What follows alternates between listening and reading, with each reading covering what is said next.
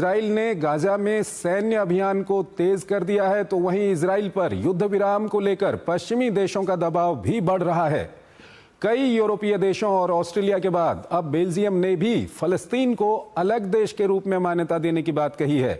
इस सब के बीच अमेरिकी राष्ट्रपति ट्रंप ने भी माना है कि गाजा में इजराइल के सैन्य अभियान के कारण अमेरिका में इजरायली लॉबी कमजोर पड़ रही है। आइए पहले आपको एक रिपोर्ट दिखाते हैं और फिर इस पर अपने विशेषज्ञ मेहमान के साथ चर्चा करेंगे। एक तरफ इजराइल गाजा शहर पर पूर्ण नियंत्रण हासिल करने के लिए बड़े सैन्य अभियान में जुटा हुआ है, तो वहीं उसके पश्चिमी सहयोगियों का झटका देने का सिलसिला भी जारी है। गाजा शहर पर कब्जे को लेकर प्रधानमंत्री बेंयामिन नेतन्याहू और सेना प्रमुख इयाल जमीर के मतभेद कम होते दिखाई नहीं दे रहे हैं। रविवार को हुई कैबिनेट बैठक में जमीर ने संघर्ष विराम प्रस्ताव पर चर्चा का आग्रह किया, तो नेतन्याहू ने अस्वीकार कर दिया। उधर एक और यूरोपीय देश बेल्जियम ने इजराइल को करारा झटका दिया है। अब बेल्जियम ने फलस्तीन को मान्यता देने और इजराइल पर पाबंदियां लगाने का ऐलान किया है। बेल्जियम के विदेश मंत्री मैक्सिम प्रीवोट ने जानकारी देते हुए कहा कि इजराइल पर कुल 12 प्रतिबंध लगाए जाएंगे। इससे पहले फ्रांस, कनाडा, यूके, माल्टा और ऑस्ट्रेलिया ऐसा करने की घोषणा कर चुके हैं। ब्रिटेन के विदेश मंत्री डेविड लैमी ने गाजा की स्थिति पर चिंता जताते हुए तत्काल सैन्य अभियान को रोकने की मांग की है।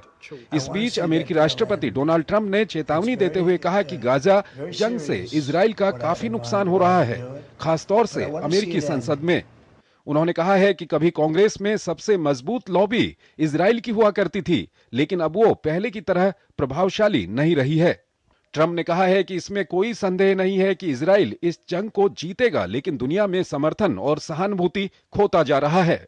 हालांकि उन्होंने गाजा शहर पर कब्जे की इजरायली योजना के समर्थन के संकेत दिए हैं। उधर इजराइल हमले में हुती समर्थित सरकार के प्रधानमंत्री अहमद अल रहावी और कई अन्य मंत्रियों की मौत से बौखलाए संगठन ने लाल सागर में एक टैंकर पर हमला करने का दावा किया है। समूह ने सोमवार को इजरायली स्वामित्व और लाइबेरियाई ध्वज वाले जहाज को निशाना बनाने की बात कही। हुती समूह की ओर से लाल सागर में ये ताजा हमला है। इससे पहले जुलाई में 2 टैंकरों को डुबो दिया था। दरअसल गुरुवार को इजराइल ने एक बड़े हमले में हुती की राजनीतिक शाखा की टॉप लीडरशिप की हत्या कर दी थी।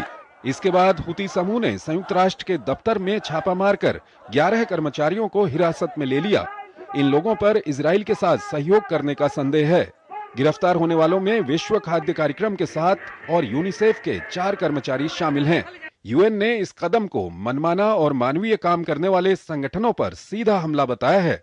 हुती ग्रुप इससे पहले भी यमन में संयुक्त राष्ट्र संघ के कर्मचारियों को अमेरिका और इजराइल